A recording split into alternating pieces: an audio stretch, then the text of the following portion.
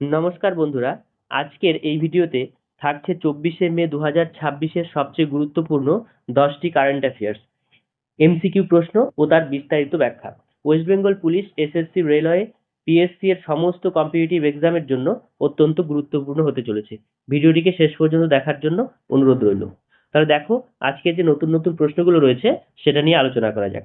প্রথম প্রশ্ন কি বলেছে, যে সম্প্রতি কে unique identification authority of India মানে ইউআইডিএআই এর নতুন প্রধান নির্বাহী কর্মকর্তা মানে যে সিইও, চিফ এক্সিকিউটিভ অফিসার হিসেবে দায়িত্বভার গ্রহণ করেছে? Option A Amit Agarwal, option B Shri Saurabh Vijay, option C Ajay Bhushan Pandey, option D Rajeev Kumar. তাহলে এর অ্যান্সার হচ্ছে শ্রী সৌরভ বিজয়। তিনি ইউআইডিএআই এর নতুন সিইও হিসেবে নিযুক্ত হয়েছেন। ঠিক আছে, তাহলে সম্প্রতি ইউআইডিএআই এর নতুন সিইও হিসেবে শ্রী সৌরভ বিজয় দায়িত্বভার গ্রহণ করেছেন। 2 নম্বর প্রশ্ন দেখো, ইতালিয়ান ওপেন 2026 টেনিস টুর্নামেন্ট পুরুষদের একক খেতাব কে জিতেছে? অপশন এ নোভাক জোকোভিচ, option B Carlos Alcaraz, option C Jannik Sinner, option D Casper Ruud. তাহলে এর অ্যান্সারটা কি হচ্ছে? ইতালিয়ান ওপেন 2026 জিতেছে জেনিক সিনার, অপশন সি। তো দেখো, যে ইতালির তারকা টেনিস খেলোয়াড় জেনিক সিনার 2026 সালের পুরুষ একক খেতাব জিতেছে। তিনি ফাইনালে কাকে হারিয়েছেন? নরওয়ের ক্যাসপার রুডকে পরাজিত করেছেন।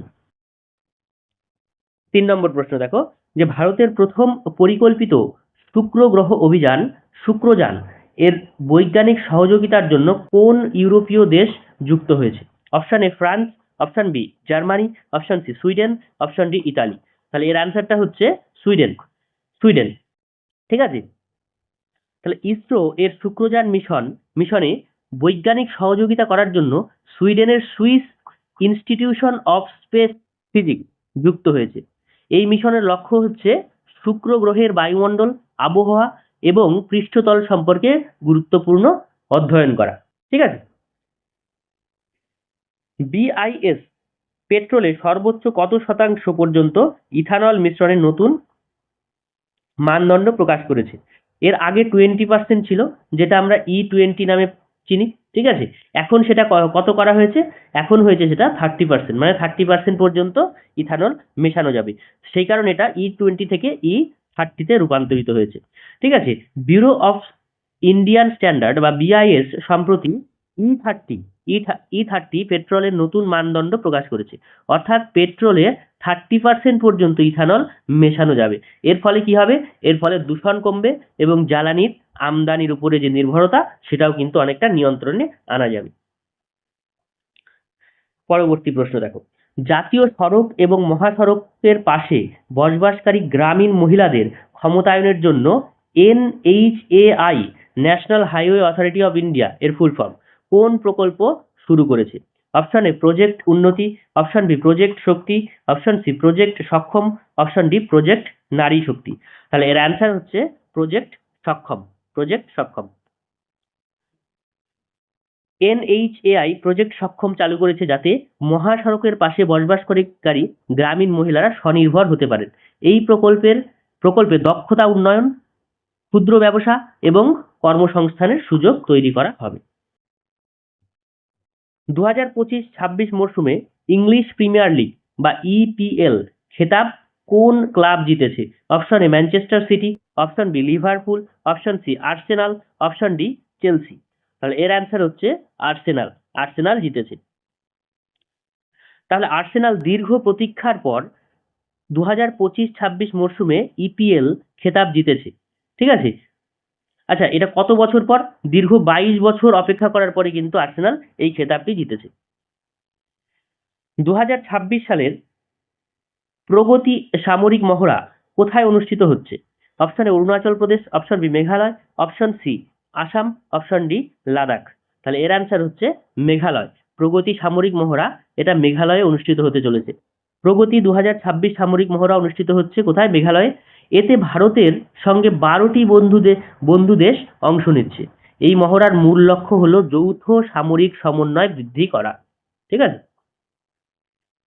সম্প্রতি কোন রাজ্য সরকার সরকারি কর্মচারীদের জন্য সপ্তম বেতন কমিশন চালুর অনুমোদন দিয়েছে?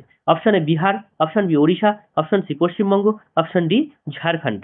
তাহলে সপ্তম বেতন কমিশনের সুপারিশ দিয়েছে কে? পশ্চিমবঙ্গ সরকার। পশ্চিমবঙ্গ সরকার কর্মচারীদের জন্য সপ্তম বেতন কমিশন চালুর অনুমোদন দিয়েছে। এর ফলে কর্মচারী বেতন বৃদ্ধি এবং ভাতা বৃদ্ধি পাবে। সম্প্রতি ডিআরডিও সফলভাবে কোন দেশীয় প্রিসিশন গাইডেড মিসাইলের চূড়ান্ত ট্রায়াল সম্পন্ন করেছে? Option A Nag missile, option B BrahMos, option C ULPGM-V3, option D Akash NG. তাহলে এর অ্যান্সার হচ্ছে ULPGM-V3, অপশন সি। ডিআরডিও সম্প্রতি ULPGM-V3 মিসাইলের সফল চূড়ান্ত ট্রায়াল সম্পন্ন করেছে। এটি ড্রোন থেকে উৎক্ষেপণ অত্যাধুনিক প্রিসিশন গাইডেড মিসাইল, যা অত্যন্ত নির্ভুলভাবে লক্ষ্যবস্তুতে আঘাত আনতে সক্ষম হয়। সম্প্রতি কোন ভারতীয় বংশোদ্ভূত তরুণ যুক্তরাজ্য মানে কিন্তু এখানে ইউকে মানে ইউনাইটেড কিংডম মানে ব্রিটেন, ঠিক আছে, বুহামুড শহরে কনিষ্ঠতম মেয়র হিসাবে নির্বাচিত হয়েছেন? Option A Rohit Sharma, option B Tushar Kumar, option C Arjun Singh, option D Vivek Patel. তাহলে এর অ্যান্সারটা কি হচ্ছে? এর অ্যান্সার হচ্ছে কে নির্বাচিত হয়েছে? সরি, তুষার কুমার, অপশন বি। ভারতীয় বংশোদ্ভূত 23 বছর বয়সী তুষার কুমার যুক্তরাজ্যের শহরে কনিষ্ঠতম মেয়র হিসাবে নির্বাচিত হয়ে ইতিহাস তৈরি করেছেন। এটি ভারতীয় সম্প্রদায়ের জন্য একটি গর্বের মুহূর্ত। স্বাভাবিক, ঠিক আছে। তাহলে আজকের মতো এ পর্যন্তই। ভিডিওটিকে ভালো লাগলে তোমরা লাইক, শেয়ার এবং সাবস্ক্রাইব করবে। আর ভিডিওটিকে শেষ পর্যন্ত দেখার জন্য অনেক অনেক ধন্যবাদ।